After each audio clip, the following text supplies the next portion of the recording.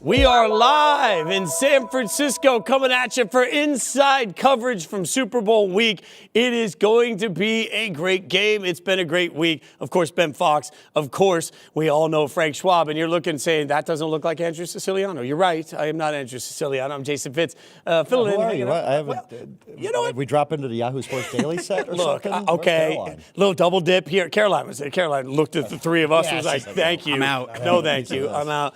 Ben, just a little respect here, all right? I'm the OG, all right? I was here, I'm just making sure I'm coming in, just swaggy walking in like I own the place. All respect given. I think, is that why I have the short chair here? I think I need the boost anyway. I already have the short chair. I can see that on the screen. Yeah, you are very short over there. Is this the new guy where it might be? You got the kids table. I love that Frank is just taking a small thing and now it's going to be in all of our minds. The rest of the time we'll be like, and Ben. Okay, so gentlemen, got a lot to get to. Super Bowl only just a few days away. One of the more interesting storylines to me in this game, and something that I don't think we've necessarily talked enough about, is the offensive coordinator of the New England Patriots. And I'm talking about Josh McDaniels, obviously a brilliant offensive coordinator, one of the most respected in the history of the NFL. He has a shot at this point at yet another ring. And I say that because this is his 10th Super Bowl appearance. So Frank, here's what I struggle with.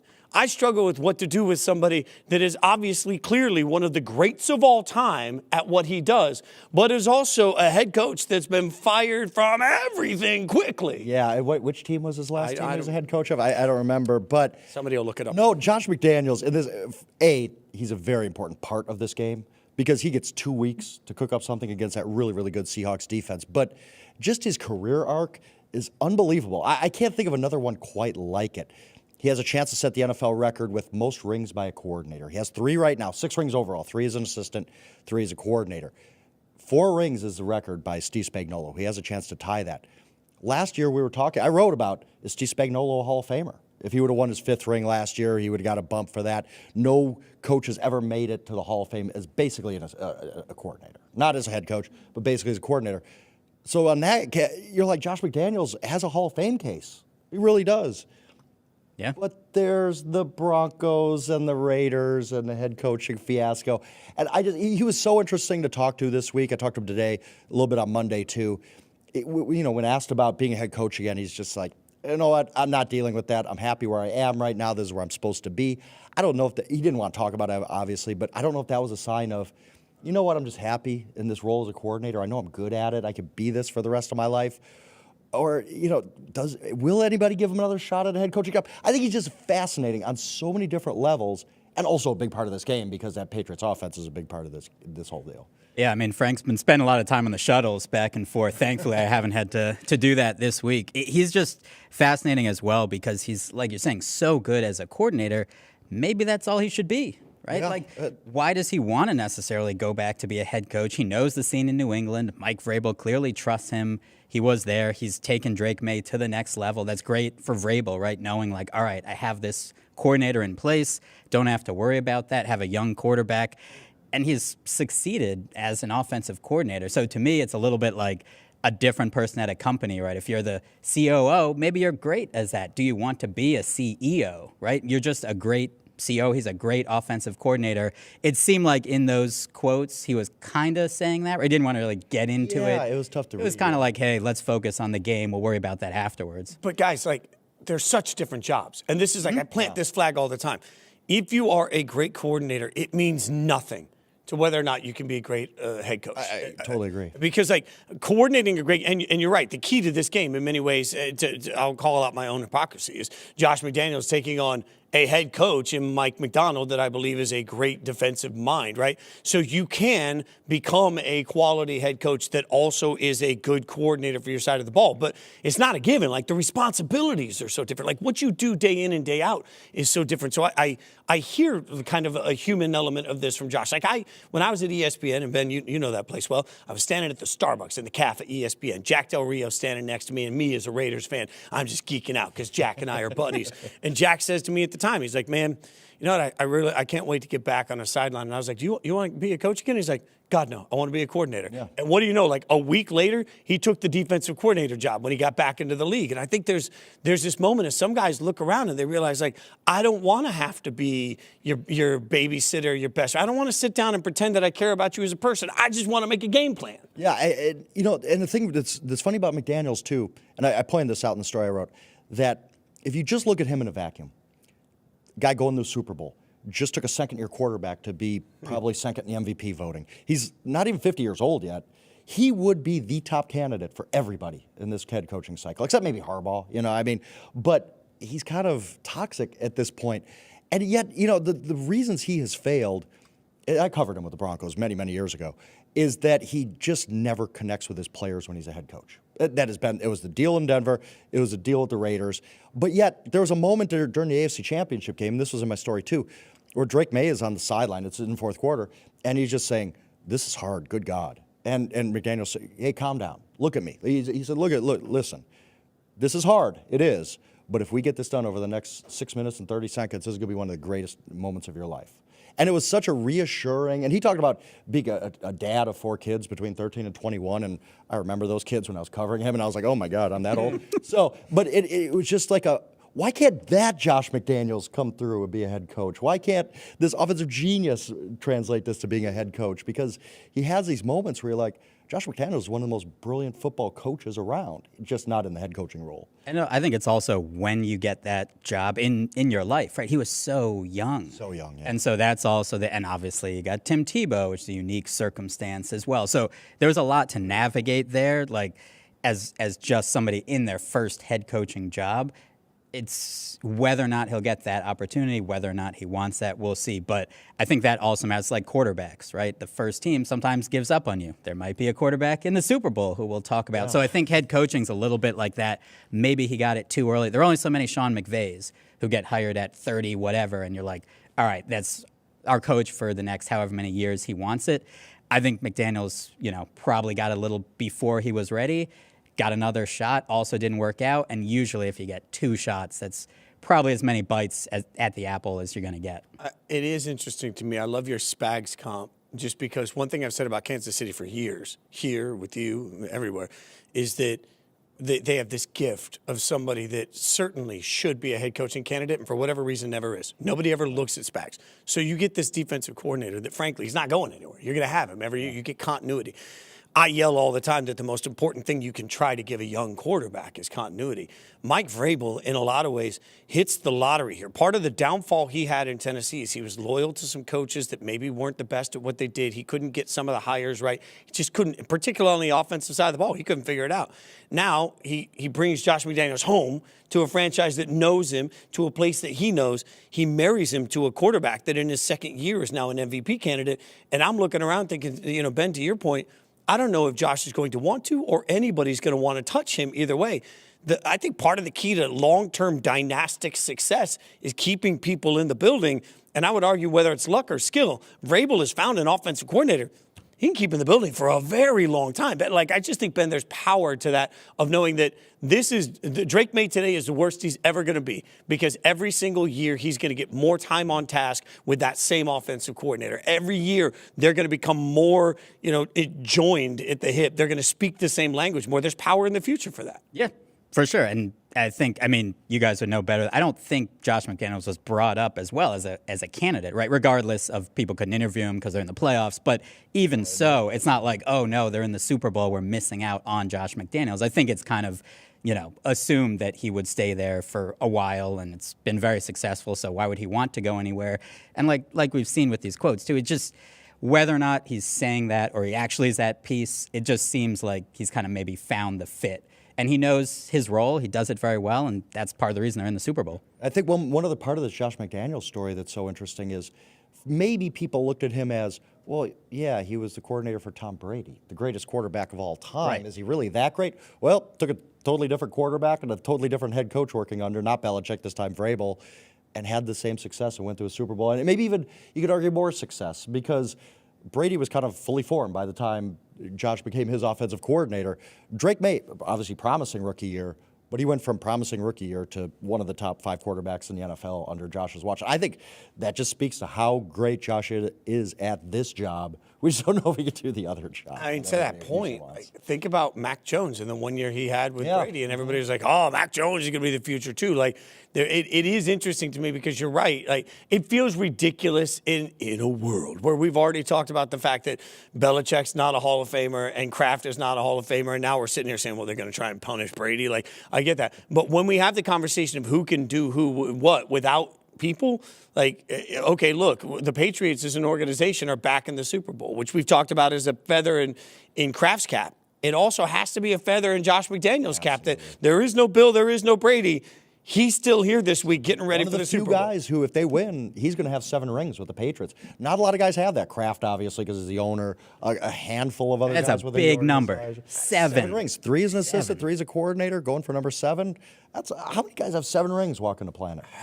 And 7 rings, like, I'll use a quick NBA tie-in, forgive me here, but, like, not Robert Horry rings. I'm not talking about, like, I was the guy that hit a couple of big shots and, like, congratulations, you get a ring for it. Like, 7 rings that I'm looking at. Like, if the Patriots win this Super Bowl, I believe it will be because Josh McDaniels has found the perfect game plan to be able to do that for Drake May. It has to be part of the equation, right? This is wild to me. So I'll ask you, Ben, if you had a vote, would you put a coordinator in the Hall of Fame?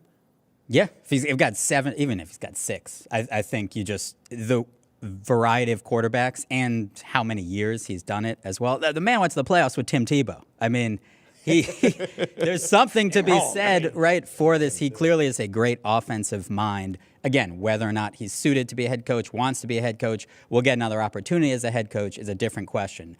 But I think it's hard to say they're many better offensive coordinators than Josh McDaniels. I think a general coordinator should be in Hall of Fame.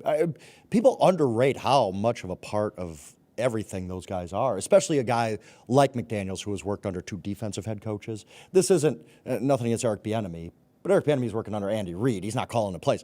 Basically, it's, hey, Josh, this is... Right, do your thing. Do your thing. I trust you. Same with Spagnuolo with Andy. So... But I think Josh's time as a head coach was so bad that I wouldn't put him in the Hall of Fame. I would put Spagnuolo. I think Steve Spagnuolo deserves to be in the Hall of Fame. He's done it with 2 different franchises. He's done it over and over. But I just think Josh is, not that Spagnuolo has any prize as a head coach himself. Yeah, but that was also a St. Louis team that was in the middle of relocating. But Josh left both of those teams, fired midseason. They were burning to the ground when he got fired. Like, it wasn't just, oh, you didn't win enough games, sorry. It was like, oh, the entire place is crumbling around you. Like, that's how much of a debacle it was both times. So I don't know. I think he's just such a fascinating figure in the Super Bowl. I know your strengths, know your weaknesses. Maybe Josh McDaniels, the coordinator, rules the next decade. That's what Patriots fans are hoping for. Speaking of offensive coordinators, the Jets also hoping that they found their Josh McDaniels. Frank Reich, we all remember Frank the player. Frank also the former coordinator. Frank, the brief head coach in Carolina, is now the offensive coordinator of the New York Jets. But here's what's most interesting to me, Frank. For anyone not paying attention, Aaron Glenn, after his first year, completely ripped this entire staff apart and is now rebuilding it. And I keep thinking about the interview process. And one thing that coaches do in the interview process is they sit down with whoever's hiring them and they basically sit down with their little black book, right? Like, here's the staff I would build, and here's the offense I would bring to life, and here's my whole plan for all of it. Whatever that plan was that was pitched that got Aaron Glenn hired, he's coming in and he's just shaking the little drawing machine. He's like, nope, I'm out. So, sorry, forget about all that. Never mind, my bad. Like, this is a total wholesale change for the Jets. I can't remember anything like this. I really can't. Like, a guy coming in his first year, loses a lot, and then completely changes his staff over. Like you said, when you go into these interviews, what's your plan on a staff? And I think hiring a good staff around you is one of the skills a head coach needs. No proof of concept. This is Aaron Glenn, right? Like, he had to really just reboot everything. I don't know that Frank Reich is necessarily the answer here. Like, yes, he did have some moments of, with the Eagles first and then as head coach of the Colts, but I don't know. I just think at this point we have no proof that Aaron Glenn really is a good head coach for the New York Jets. He's getting a second year. Good for him. We'll see, but boy, it's not pretty right now. We have a lot of proof the New York Jets haven't been very good for a long time. It's also amazing. A couple years ago, Aaron Rodgers, right, running out with the American flag. Like, oh my, the Jets are back. Right. How quickly it's gone downhill. Last 5 games for the Jets, they lost by at least 23 points, didn't cover the spread in any of them. Offensive, they scored 10, 26, 10, and 8. So they definitely need a lot of help on offense. We don't know who the quarterback is going to be, which has been a problem in New York for a long time. But it just there's a lot of holes on that roster, and it just doesn't seem like. And again, you're in a division now where all of a sudden the Patriots were at the bottom, and now the Patriots are on the top. You got the Bills, the Dolphins. You would expect will still be marginally better than the Jets. Like, you're also probably in last place there, which they have been for a while, but it's a little bleak, I would say. So good luck, Frank. I love the movie Elf, right? And in the movie Elf, there's the scene where they have to figure out how to write the perfect book before they all lose their jobs. And their suggestion is to hire somebody else. Their suggestion is Miles Finch, right? Like, that's how I feel like this goes down, where they bring in Aaron Glenn and they're like, how are you going to fix this thing? And he's like, Frank Reich? Frank's got it. Frank's going to come in. He's going to take care of everything. Like, this feels like one of those inevitable times where somebody's being brought in that will end up being the interim coach when Aaron Glenn is fired about 10 weeks into the season. Frank will hang on for the rest of it. He'll get his 2 years of money, and then the Jets will start a rebuild. And it frankly feels like the Jets didn't start the rebuild now because they looked around the room and said, man, there's going to be a lot of openings, and we're not going to do very well, and there aren't a lot of great coaches, so let's just get hammered for another year and then figure it out. Like, I know Jets fans don't want to hear that. I'm not piling on. It's just, I don't see, this is the season hope, right? Like, this is supposed to be the time when everybody turns from the worst to how we're going to get better right now. But this is also, I think, the one time of the year you see your team, your favorite team, in the most accurate light. And if you're a Jets fan looking around right now, you don't have a quarterback. You have an offensive coordinator that nobody else was out there trying to offer a job to, with a head coach that we're not sure is worth a damn as a head coach, an entirely new coaching staff. Like, this is who they are. Is there anybody with less hope? Like, I think Arizona has some because of the new head coach, and I mean, they're in a bad spot. Tough division, but yeah. Your Raiders have a quarterback coming in, made a good hire, coach. The Jets are just like, oh yeah, we're bad. Just wait till they trade for Kyler Murray. That's going to happen, by the way, because the Jets are the one team. You think that's Kyler the Murray, answer? everybody. Kyler Murray. No, I think that's a Jets answer. It's a answer. Yeah, it's an answer. It's not the right one, but it's an answer on the test. Yeah. I mean, that's a funny thing, Ben, because we're talking about the Jets. They don't have a quarterback.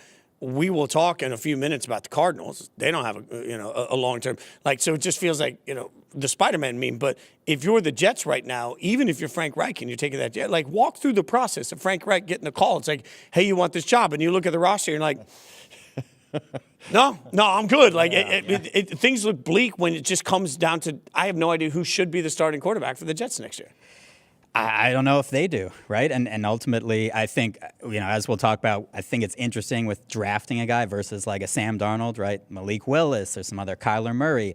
Do you want to try and get that quarterback who's been given up on or has run his time through a franchise and maybe be a reclamation project? Do you want to draft someone in the late first round, second, right? And, we've seen it with like Tyler Shuck and others. It can work, but it's few and far between that it does. And the Jets, I think, I mentioned those last 5 games. That's also for the head coach. He kept his job, but that's not what you want to see from your team, just being non-competitive as well in those games. I know there's nothing to play for. Obviously, the fans are like, great, we're losing, we'll have a better draft pick, but you want to see something there. Is there not some weird irony to a coach that really could have been fired midway through his first season, hiring a coach that was fired midway through his first season as his offensive coordinator? A lot to talk about.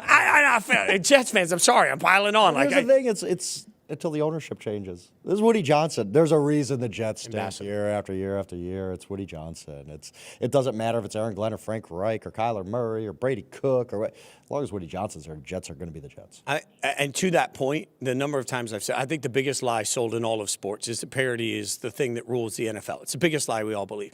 Because if you look at every, look at most of history, like the Steelers and the Cowboys dominated the 70s. Yeah. The 49ers dominated the 80s.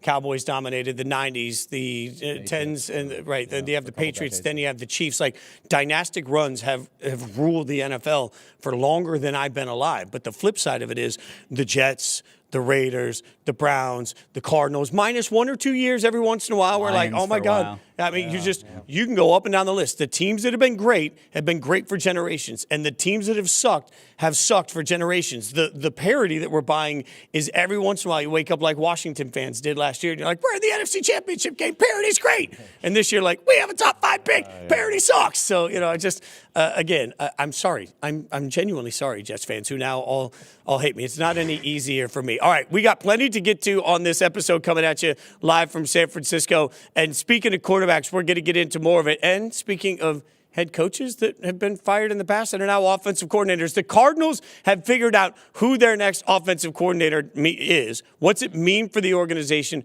How's it going to play out for them? And, of course, most importantly, what does it mean for the quarterback carousel that looks wild? We'll answer that for you next. It's Inside Coverage, hanging out with you live from San Francisco.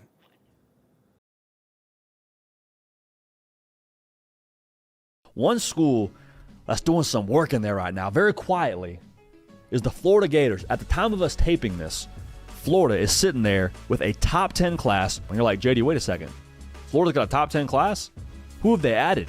And I think this portal class in general for John Summerall is a good reflection of just the overall vibe, attitude, persona of what you're going to get from John Summerall during his time in Gainesville.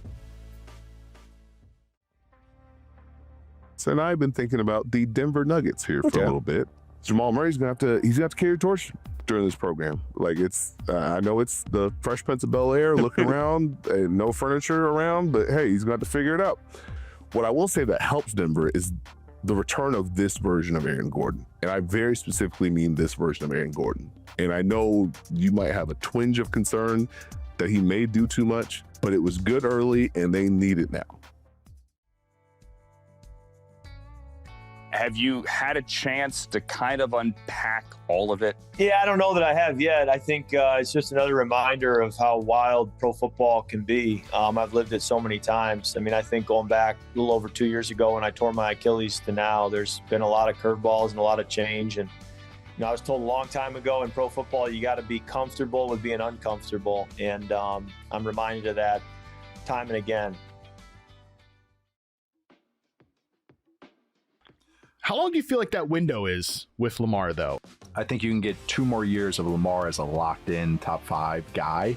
And then I think after that is when it's like, okay, maybe he ages to more being a top 12 guy, which is still good. Maybe more of a tier 2 guy in my brain.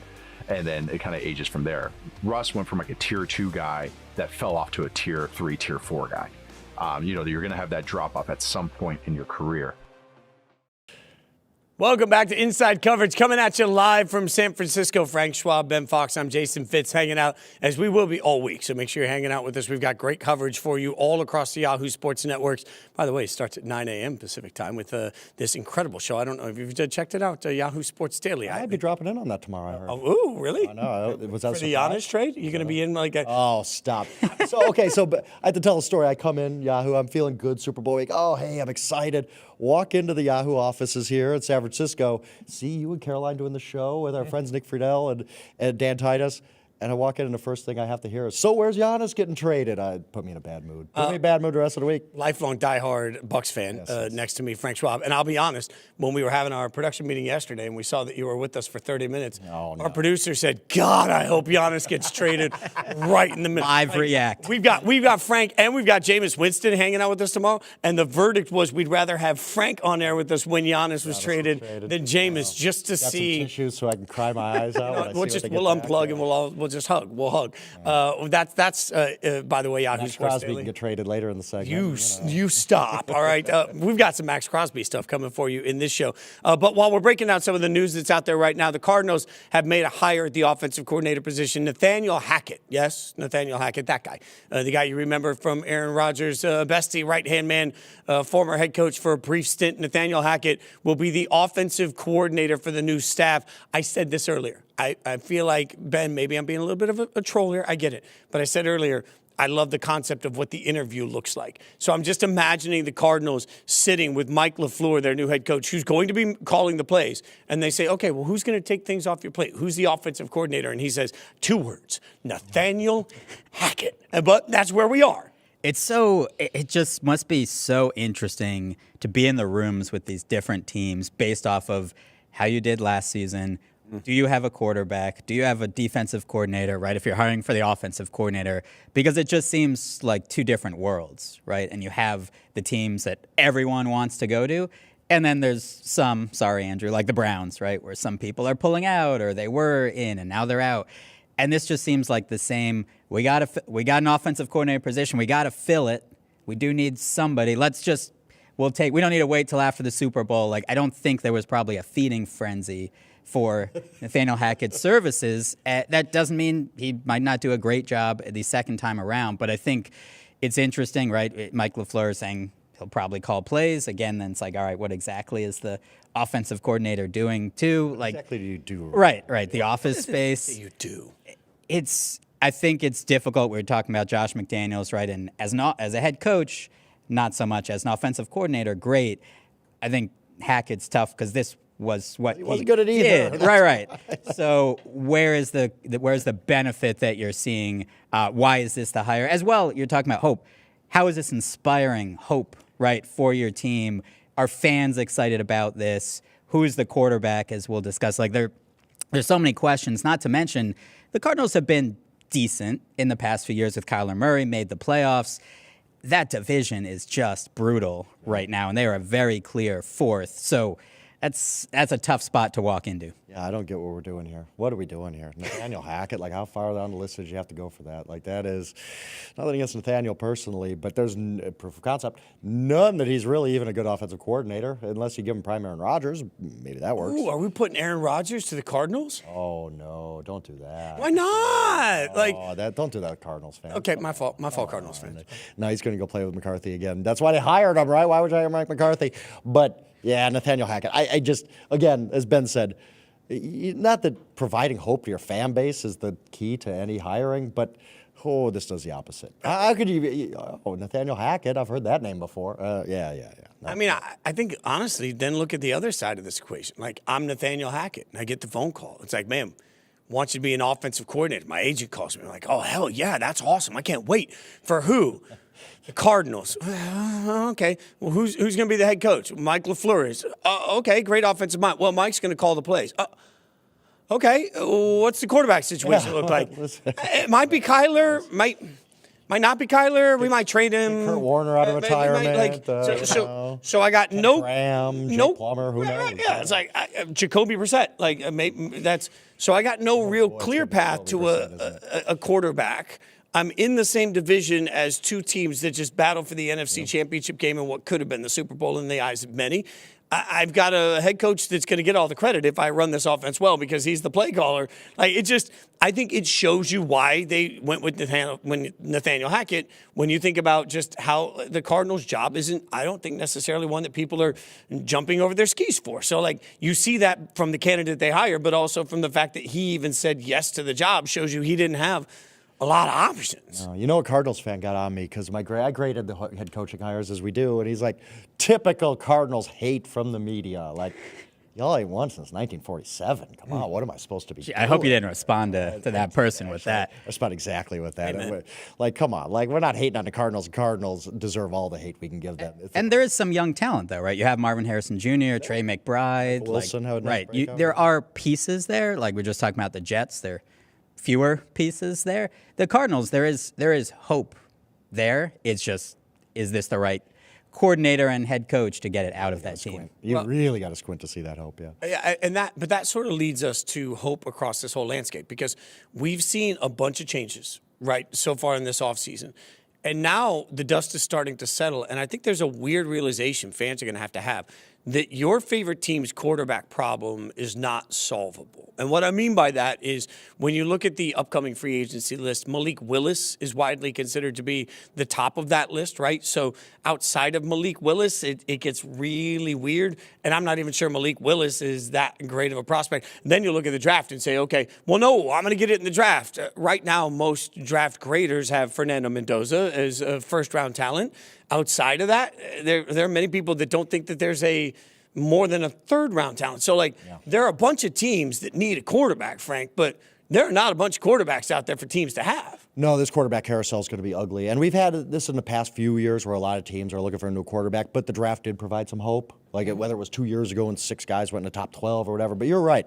Raiders taking Mendoza.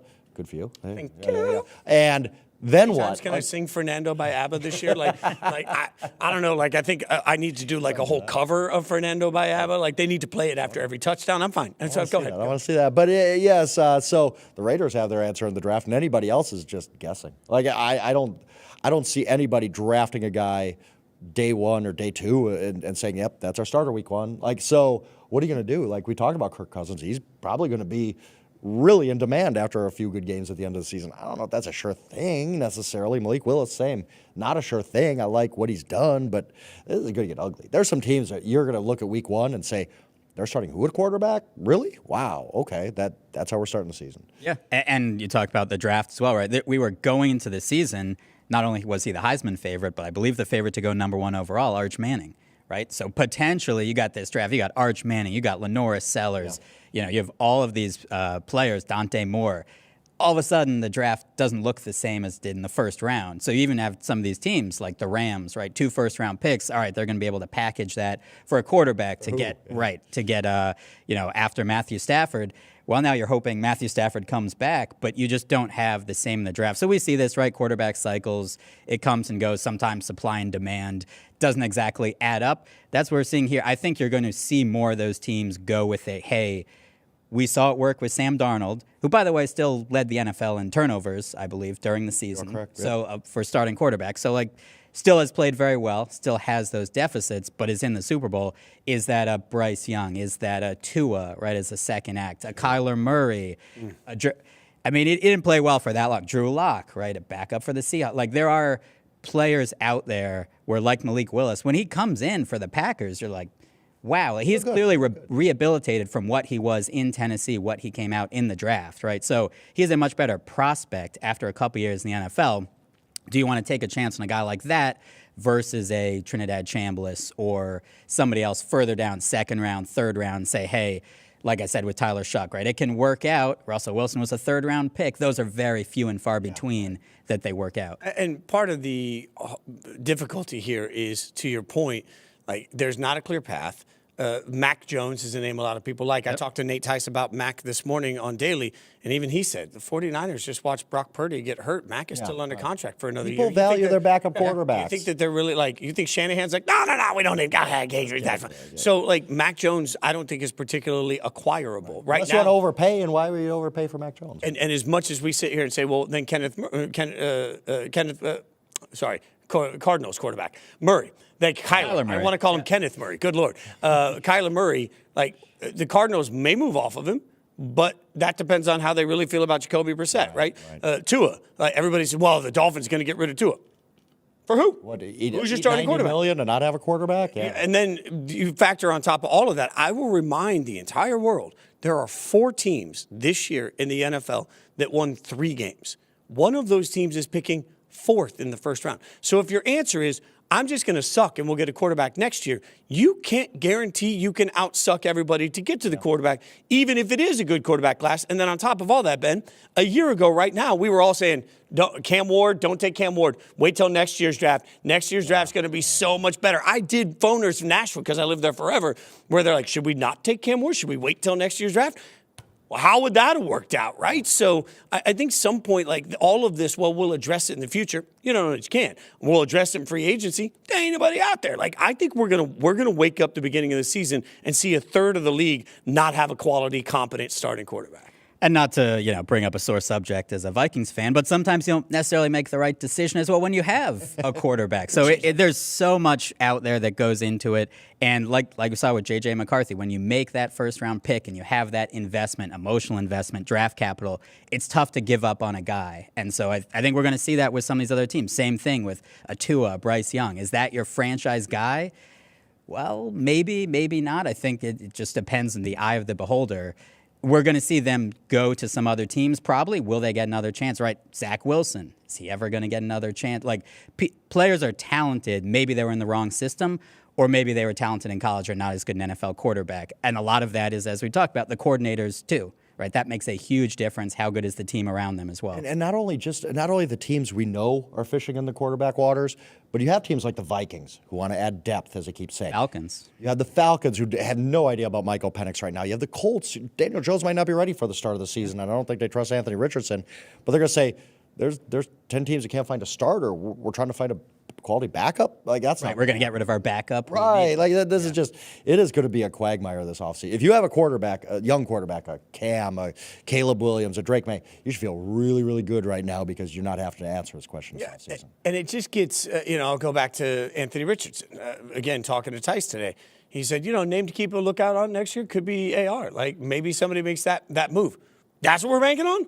Like, that's the way we're going to save this whole thing? 96%. It's crazy. And that's part of why, even with the Steelers, like we joked a minute ago, Aaron Rodgers, to the Cardinals. Well, you mentioned, no, he's going to go back and play with McCarthy in Pittsburgh. For what? Like, I get that, but if you're the Steelers, all you're doing is pushing all your chips in on, we'll figure out the quarterback next year, but we're not going to be good enough. Like, they had the draft board up earlier where the draft standing is right now, and I think off the top of my head, the Steelers are like 16, 17. 20th? Somewhere in that range. Yeah. But wherever the Steelers, yeah, you're right, because they made the playoffs. Wherever the Steelers look, when you start to look at, thank you guys, they put it up again. When you look at how many of the teams that are on that list that next year are likely to be in the long-term quarterback draft market, it is absolutely the Jets. It is the Cardinals. I don't think it's the Titans. We'll see. I don't think it's the Giants, but it is the Browns, right? It could be the Saints. We don't know. Like, it should be Miami. It is easy to find 8 teams, 9 teams picking before the Steelers next year that will all need a quarterback. So if your answer is, let's just run it back with Aaron Rodgers, see how it goes, cool. You're going to win enough games that you're not in contention to get a quarterback. You're going to be stuck as somewhere in the middle of all this. You're not close to a Super Bowl, and you're going to need to try and out-trade 8 other teams in a draft that might have 3 quarterbacks. Like, I'm doomsday at this point, but this is why I think right now I don't know that the NFL has had a bigger quarterback problem than it does today. Yeah, and usually that is said, and I push back on it. This time I can't because look at that. There are some teams that are just at critical mass at quarterback. Like, what are we going to do? There's no outs. You're right. It's going to be having to be somebody like, okay, Zach Wilson, maybe you're the next Sam Darnold, like that, or it's Shador, you did a little bit late in the season. We got no other choice, so give it a go, kid. Like, let's see what you got this year. Like, there's going to be a lot of teams just talking themselves in. And teams already don't prioritize the backup quarterback as much as they should, right? We've seen these teams. The 49ers stayed afloat because Mac Jones. You could argue whether the Cardinals stayed afloat, but Jacoby Brissett played arguably better than Kyler Murray. Like, these teams that invest in it, Jameis Winston, somewhere, right? Like, they can keep your team afloat for a couple games. And yet some teams, I mean, you have Drew Lock, depending on how you feel with the Seahawks, and I believe Josh Dobbs, right, with the Patriots. I don't know how you're going to feel if Drake May goes out in the first quarter. Not going to feel as good as if Mac Jones, right, was your backup, or even a Mitch Trubisky in Buffalo, somebody who's at least a veteran. So it's an interesting position, and like you said, the supply and demand right now aren't matching. When you describe it that way, though, Ben, it makes me wonder. I've often thought, like, why do teams not prioritize drafting a guy in the 5th round that is not going to be your starting quarterback? But you know what? I'm going to keep him. I'm keeping him for the next 4 years. Sit there, be in the meeting room, I'm going to make sure over the course of, like, year 1, I'm making my 3rd string year 1 and year 2. But by year 3, I got my career backup. And I'm from day 1, he knows exactly where he is. He knows exactly what matters. He will learn my system. He will know my system. Everything that we were saying about Jarrett Stidham going into the AFC Championship game. And God only knows. Like, Stidham had, like, there was a moment in the first quarter where Stidham had a really nice throw, and I sat there and thought, oh, my God, Sean Payton is about to outsmart all of us. Then maybe would have if there wasn't a blizzard, by the way. Right. I was saying. I mean, that does. But I do wonder if teams will start to create a draft approach or a signing approach of, like, hey, I'm signing this guy and I'm paying him too much, but I don't need him to be my starter. I just need him to be on my roster long enough to love my system. No, I agree. I agree. And I think that's teams that look for potential starters in the mid-rounds, it's almost always a waste. You're David Webb, Kyle Lauletta, all the names. It just waste. But yes, to just be like EJ Manuel. Yeah, like we need to pick a guy who we could depend on as a backup. Like that, there's value in that. You see that, and that's why I talk about this all the time when we do the whole, like, well, maybe this team is going to trade its backup. Jimmy Garoppolo is getting traded here. No, teams actually value their backup quarterback. It's an important position. And generally, when you have a succession plan, it does work. Look at the Packers, right? I mean, they had that. Jordan Love would not have likely had the same career. He's not ready coming out of, I forget, Utah State, right? He wasn't ready to start as a rookie necessarily. They gave him time, sat behind there. Aaron Rodgers, you could argue maybe he was ready to start, but still had time to season, then came in, all of a sudden they hit the ground running. Now you got to start by week 6, right? As a rookie, it goes very quick. Just a reminder to everybody that Patrick Mahomes didn't start the majority of his rookie year. And has oft times in interviews credited Alex Smith for teaching him how to be a pro.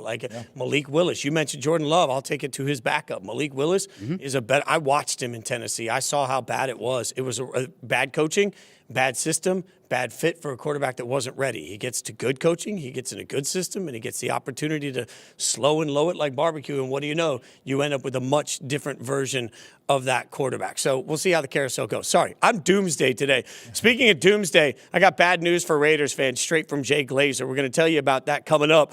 Has my heart maybe fluttering in all of the wrong ways. Plus, we got plenty more to get to in this Super Bowl matchup, particularly. Frank has been studying and writing and doing everything you could ever ask for Cooper Kupp. We'll tell you about it next as we continue to break down everything live from San Francisco on Inside Coverage.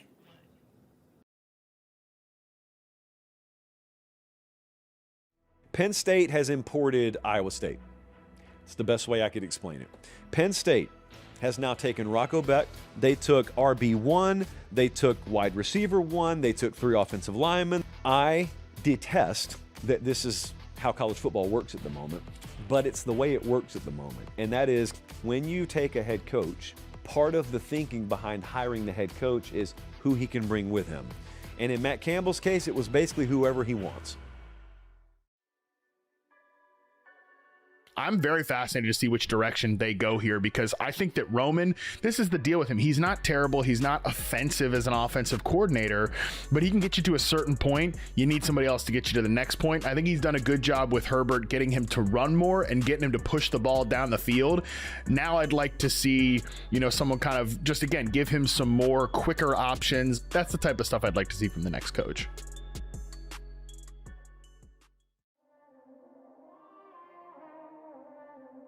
Tom Aspinall, Cyril gone. That needs to be resolved, right? Hamzat Shemaiah versus Sean Strickland.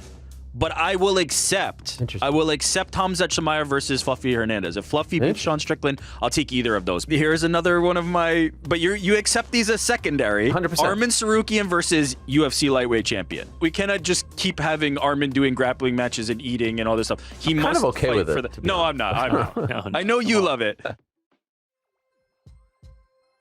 You get the first pick in the underrated player draft. Who are you taking? Jalen Duren has never made an All-Star game. He's never made an All-NBA team. He's gotten so much better as a scorer this year. Jalen Duren is like a legit All-Star this year. And so because everybody talks about the Detroit situation like it's trash and Cade Cunningham, I'm going to say he's still a little bit underrated, and he's my number 1 pick. Welcome back to Inside Coverage. Frank Schwab, Ben Fawkes. I am Jason Fitz. We are sitting here in San Francisco in the thick of it for the Super Bowl. And, while I've just been sitting around looking pretty, Frank has been actually working. Ben has been actually working. Frank's had to, take the early morning shuttle. He's been going over. He's been being in practice. It's a long day for Frank. Frank is dark outside. The fun fact that nobody knows about San Francisco, where they do most of the activities and like the fan experience and where Media Row is and where we're coming at you from is right in the heart of downtown San Francisco. However, that is not even remotely close to where the stadium is. So when Frank covers it, he's got to take a shuttle and back and forth. Through all of this, you've been managed to do some incredible writing, which everybody can check out at yahoo.com. But that includes just a deep dive on Cooper Kupp. So I want to talk about this. I want to talk about this full circle moment. But also, why Cooper? What interested you about Cooper? I just love stories like this at the Super Bowl of a guy who exactly a year ago, now 1 year, 1 day, I wrote this story yesterday, who was told by the Rams, we don't have any use for you anymore, Cooper. Like Cooper Kupp, a franchise icon with the Rams. I have many friends in my life who are Rams fans, love him to this day, and why wouldn't you?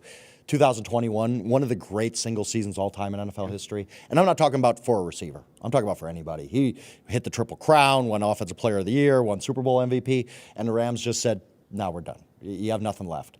And Cooper Kupp goes to the Seahawks, and he didn't have a hugely prolific year stat-wise, but Mike McDaniel raved about his leadership in the locker room, how everybody, offense, defense, special teams, fed off Cooper Kupp, how they wouldn't be here without him. And Cooper Kupp, I thought was really interesting talking to him yesterday. He says, I wasn't going to let anybody tell me what I was. And the Rams said, you can't play anymore, sorry. And he said, no, I still can, and he's back in the Super Bowl after scoring a touchdown in the NFC Championship game to help beat the Rams. Love full circle moments like that. Great. And Cooper Kupp I wish he'd have stayed healthy his whole career because we'd be talking about a Hall of Fame level guy. I really, truly believe that. And they want to get him one last game. Yeah. Again, they wanted that. Yeah. It's so fascinating because we always overlook, right? Miami Heat had Udonis Haslem for so long. Not really because of anything he was doing on the court, right? It's keeping the team together. It's being kind of a coach to the players, being that veteran. And I think JSN said that as well. Just that, Cooper Kupp was so important for his development this season. And that's so incredibly valuable. Like, no one is going to argue that Cooper Kupp right now is more talented, right, than JSN. But the fact that he can have that impact on a receiver who's now a top 5 receiver, whatever you want to call it, in the NFL, who wasn't last season, not necessarily because of talent or whatever, or scheme, but just opportunity and everything else. So the impact that Cooper Kupp has had off the field and for that team as a leader, right, coming in as a free agent. Right. It's not like he was this with the Seahawks for years and years and he was the old vet and they want to get it done. Like, he's a new guy who's won a Super Bowl. He knows how to do it. To have that experience, I think, is so big for this team. And I think Mike McDonald, this is really interesting team building wise. Mike McDonald said yesterday, we made sure we were on the phone with Cooper Kupp the moment we could be on the phone with him to get him. Right. He was like the priority. Yes, we had a priority for him because this is the second year of my program. I want guys like that in the locker room. And we look at the fantasy football stats, and I love fantasy football. I'm not trashing that. We say, 593 yards, 2 touchdowns. Cooper Kupp didn't have a big year. No, he had a huge year for the Seahawks. You just don't see it on stat sheet. And he had the first down, right, that didn't clinch the game, but it was super important first down as well late in the second half. He was great in the second half when they needed him too in that championship game. There is, when you talk to athletes about free agency, when you talk about opportunity to go to different teams, there is something to feeling wanted, and I think a lot of us forget that in our lives. And I don't fault the Rams at all for deciding that their team didn't need Cooper Kupp. Certainly it worked out for them. They have a dynamic duo at wide receiver. I'm not here to say that Sean McVay didn't know what the hell he was doing. But I think it's interesting because, we always say one man's trash is another man's treasure. I think that's a little oversimplification. It's okay for the Rams to look around and say, man, Cooper, you just don't fit in our plan. Yeah. And money then, was a part of it. And in that moment, money certainly. But then in that moment, you start to look at everything if you're a human being. You say, man, I know I can still play. How do I get the opportunity to still play? And when you get that outreach, when you are the first call, it makes such a difference in how you feel about yourself and how you feel about your trajectory. There is something to feeling wanted that I think matters. And for Cooper Kupp to go in and play as efficiently, it's never, they always say the run game isn't about how many rushing attempts, it's about how efficient were they. I don't care about the number of catches, I care about the importance of the catches that he had. And the willingness to be in an offense where Jackson Smith-Njigba is going to eat so much of the target share. And that is just, I think we undersell how much that matters to the growth of a wide receiver room, to everybody feeling like they're getting fed, to just camaraderie in a team that the way come together. Cooper Kupp is the ultimate in this situation because he'll make the clutch catch. He'll find a way to drag the back toe, even though we don't know how the hell he does it. That he gets open when there's no room for it. But also, if he doesn't, if he walks away with the Super Bowl with 1 catch and JSN has 17 catches for 300 yards and he hoists the trophy, he's the type of player that's going to say, amazing. That's great for you. One of the great quotes I've ever gotten in my career, Rod Smith, the great Broncos receiver, I asked him one time, what's the greatest game you ever played? He's like, Super Bowl 31. I had no catches, no yards. But you know what? A block for Terrell Davis when he ran all over Green Bay Packers, and my ring's the same size as John Elway's. I thought it just a great perspective. And that's the same thing with Kupp this game. And you mentioned all the things he does as well. Also, really good blocker, right? Really important for the running game, which Sam Darnold needs. And their Seattle's running game has been okay throughout the season, hasn't been as good as they want, but really good, rusher there. And he can get it done there. And that also, we're talking about the wide receiver room, rubs off on other guys. Hey, Cooper Kupp's out there. He's getting 3 balls a game, and he's blocking every single play. I'm getting 10 targets. The least I can do is also block. That's really important for that team, too. A really good point. And that offense, too, uses a lot of motion to set up those blocks. So, there's a difference between I'm outside, mano-a-mano with a corner that's probably my size or smaller, and I just got to lock him up for a second while Kenneth Walker or Zach Charbonnet does the thing, versus I'm in motion, and now all of a sudden I'm helping to seal off the edge on somebody that just wants to murder me. Got a crackback block on a defensive end. You're so right. And I think that it speaks to one organization also looking at it and identifying talent, right? To the point you made, the Seahawks were ready, and the minute that midnight hits or whatever time it was, they make that phone call. Every other team in the league could have done the same thing. Yeah. Every other team in the league could have been right there. So these are the moments that I think one of the sneaky things we don't talk enough about Seattle is they had a midseason trade acquisition that changed their offense. They had a free agent acquisition that changed their offense. These are moments where their front office is out front officing everybody else. Yeah, and I mean, they've made bold moves in many ways. The quarterbacks, Russell Wilson gets traded, Geno Smith gets traded. It's a front office that believes in what it does. They have, even though the coaching changed, John Schneider's been there for a long time, And they have a formula they use. They have certain principles they like to adhere to. And you see that in their team building. And I think, again, I hate to keep going back to this, but the team building itself, getting a guy like Kupp, other teams might have been like, well, he can't get 1,000 yards anymore. Seattle saw something different. Seattle saw something completely different, and it totally helped him be here. Yeah. And also, his name's escaped me. Jamal, the safety they traded to the Jets. Adams yeah. for 2 first-round picks, right? So they hit well on when they draft too. So they've built it the right way. They've hit on the picks, and they were missing potentially that quarterback. Now looks like they got him. Yeah, they sure did. You also talked to Mac Hollins. You're also Yes. working on Mac Hollins, like arguably the most interesting man in the world. I've covered, this is my 12th Super Bowl, and I think Mac Hollins is the most interesting player I've come across in those 12 Super Bowls. This guy is different. I've enjoyed being around him. I'd heard stuff about him, but Mac Hollins, obviously, the big thing with him is he doesn't wear shoes anywhere. Right. He's barefoot all the time. Coming to the stadium, no shirt, no shoes on. It's snowing outside. He doesn't care. He also doesn't drink like our regular drinking water. He says it's a scam. Okay. Quote. He hasn't eaten vegetables in 5 or 6 years. Doesn't eat with utensils. He doesn't to aid digestion. I believe he doesn't eat with utensils. No. I've heard that. Yeah. Like he shoveler will not use wireless headphones. Like he has all these things about him. And in this era, like especially when you come to a Super Bowl, nobody wants to be the guy making headlines for the wrong reasons. Nobody wants to say anything controversial, and you get called in by the coach. Like we talked about, no distractions this week. What are you doing? So you guys see guys really, really buttoned up Super Bowl week. Mac Hollins is the opposite. On Monday at media night, he said, somebody started asking him about the game, and he just starts yelling, no football. I'm not answering football questions.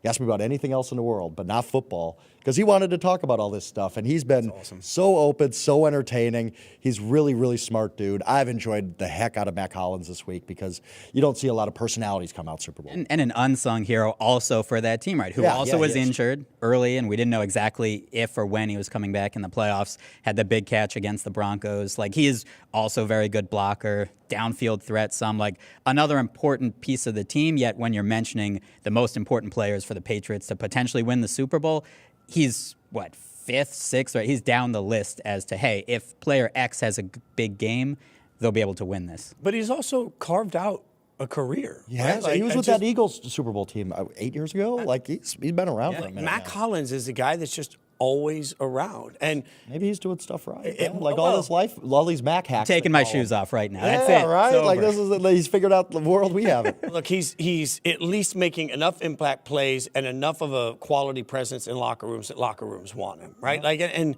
it is funny to me because we spend so much time talking about the weapons that New England doesn't have, but they're sitting here in the Super Bowl, right? Like, we spend so much time talking about the deficiency of the passing offense throughout the course of the playoffs, but they're sitting here in the Super Bowl. And frankly, I just said Cooper Kupp, it's not about the number of catches, it's about the importance of those catches. I've watched Mac Hollins make some big, important plays this year. And so, it's funny because we credit so much of the surge in Drake May in year 2 to Drake and Josh McDaniels, but the very group that we say is not a threat has to be part of, I don't believe that Drake May is single-handedly lifting up all of the weapons. I think maybe coming into this game, we're sleeping a little bit on the concept seems to be the Patriots' weapons are just gross and not worth it. And I think that's just an underselling of the quality they have there. Yeah, again, I mean, you look at some of the guys they do have, Keyshawn Boutte and Mac Hollins. And Booty. It's Booty, but you know what? Either way, I don't care if you want to go Booty or Boutte. I wanted to be a little French here. Hunter Henry. I'm just trying to make Diggs, obviously, he's kind of the alpha there. But,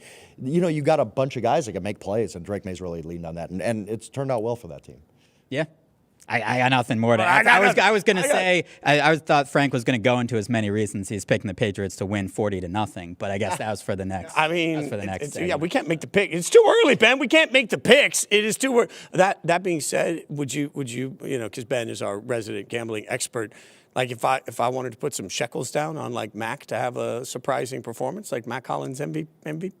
Interestingly enough, Mac Hollins under 2.5 receptions, some sharp money to the under, and also they hit hit his under receiving total as well. I think it was 29.5 down to 27.5, maybe 25.5. Not sure what it's at now. So some of the respected bettors the other way, but the whole no water thing is a good thing. I guess. I mean, I guess the whole no water thing is way. He drinks spring water. He told me today. Look, at least he's drinking water. My buddy Harry Douglas, longtime NFL wide receiver. Fun fact. Always drank Sprite during the game. During the game, my guy was out there, like in the locker room. They always had Sprites for him on the sideline. They poured Sprite into the Gatorade. Like to this day, not Diet Sprite or anything like. Now Harry still looks like he could play, and I've watched that man drink 8 or 10 Sprites in a day. Like it is like he's just out there housing Sprite. So maybe it's quenching his thirst. Maybe it's know your thirst. No free ads around here. No Sprite. Call us. All right. As you know, if you watch the show, we always end every episode with one more thing, and so this is a chance to get some things off our chest. One more big concept that you have out there, Frank. One more thing. What's on your mind, bud? You know, when you walk around Super Bowl week, the big question is not only where are you staying, but it's also who do you think's going to win the game? And I have not heard anybody pick the Seahawks within the last week and a half. I have heard the Seahawks are going to blow them out. There's going to be a boring Super Bowl. Patriots are lucky to be there. I'm going to be the contrarian this week. My one more thing, because I'm not on with you guys tomorrow, I'm picking the Patriots to win this Super Bowl. I think that all the reasons the Patriots can win this game have been completely overlooked. They have a coach of the year with an MVP candidate quarterback, usually plays pretty well. Mike Vrabel has been here in Super Bowls before, not as a head coach, but as a player. I think the way he talks this week about structuring the week, he's learned from Belichick. He's learned a lot of lessons there. Josh McDaniels, who we talked about before, he's been to 6 of these things. I think that experience from the coaching staff really matters. Jackson Smith and Jigba, obviously the Seahawks' best player. Well, Christian Gonzalez is pretty good on his own right, too. He can help nullify JSN a little bit. There's just so many things about the Patriots. I think the strength of schedule thing has been overblown. This team doesn't play in the Mid-American Conference, okay? They play NFL competition. They got here for a reason. And so for all these reasons, because nobody is picking the Seahawks, I'm going to be contrarian. I'm picking the Patriots this week. I think the Patriots win Super Bowl 60. Said it with his chest. Well, what can you say? I respect. I got nothing other than congrats. Thank you for making sure that our graphic at the end doesn't have all Seahawks. Last year, one guy picked the Eagles and picked Jalen Hurts to win MVP. I can't remember who it was. Can't remember. Really? You can't remember? Can't remember. Somebody. It was somebody on Yahoo Sports staff. God. Ben, save us. Save us. So, Ben, give us your one more thing. I won't make a pick yet. I did do a piece on Yahoo Sports. I talked to 12 odds makers. 11 of them picked the Seahawks. So that's just the odds makers, right? Public is betting the Seahawks. My one more thing is on a bettor before the season, one of the very few who did believe in the Seahawks, went at BetMGM, had 3 bets, $50,000 on the Seahawks to make the playoffs, won that. $50,000 to win the NFC at 28-1, just $1.4 million, won that. And now has $50,000 on the Seahawks to win the Super Bowl at 60-1 to win $3 million. He flew back into Vegas last weekend, hedged on the Patriots money line, little over $700,000 on the Patriots money line at plus 195. Basically, he'll win a little over 1.4. If the Patriots win, he'll win about 1.6. If Seattle wins, you can argue whether or not he could have hedged and just taken the Patriots plus the points, right? You could win both. But he basically goes to bed knowing he can watch the game, he can do whatever he wants. He's got about $1.5 million plus those other bets. Plus, he may have the same bets at another sportsbook as well. So one bettor before the season in August really believed in the Seahawks. Yeah, well, after the show, Ben's going to give me that guy's phone number, and we're going to become best friends. Dinners on him for life. He's doing he's doing a great job. We're going to be here all week, obviously hanging out with you from San Francisco live. No more Frank. Frank doesn't want to hang. See you tomorrow. I get to see you tomorrow. Smell bad. Yeah, Frank will be on Yahoo Sports Daily. Okay, come on, hang out with her and I from 9 to 11. But hang out again with us tomorrow. We'll be right back here. Thank you so much for watching Inside Coverage. Stay with Yahoo Sports all day for all your action.